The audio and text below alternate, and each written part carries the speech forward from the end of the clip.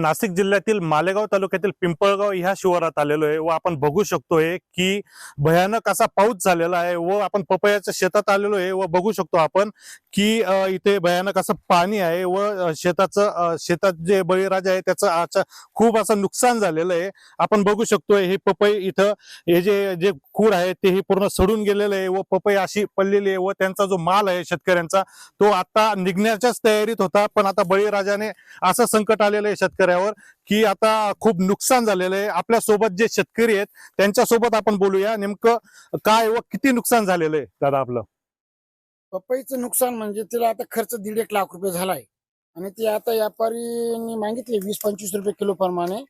तर मग मध्ये व्यापारी पण घुसत नाही आता आणि मजूर पण येत नाही मध्ये, कारण पाणी इतकं पडलेलं आहे शेती मऊ पण म्हणजे पाय डायरेक्ट फसत आहे।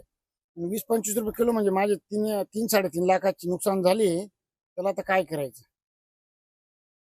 बरं, अद्याप तुमचा खर्च किती झालेला आहे आतापर्यंत? आतापर्यंत 1.5-2 लाख रुपये खर्च झालाय, डोसेस वगैरे सगळं।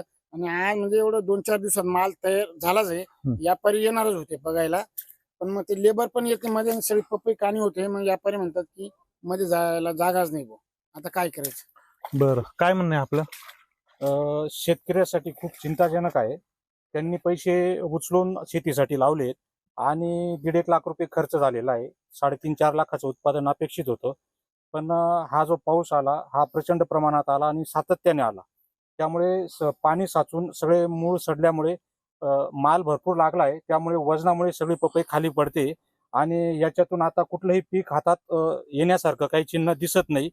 तर शासनाने थोडंसं यावर लक्ष द्यावे। आम्ही तलाठी कार्यालयात कळवले, अद्याप तिथून कोणी आलेलं नाही। मी माननीय सर्व मंत्री महोदयांना विनंती करतो की शेतकऱ्याला आपल्या वतीने काहीतरी मदत देण्यात यावी।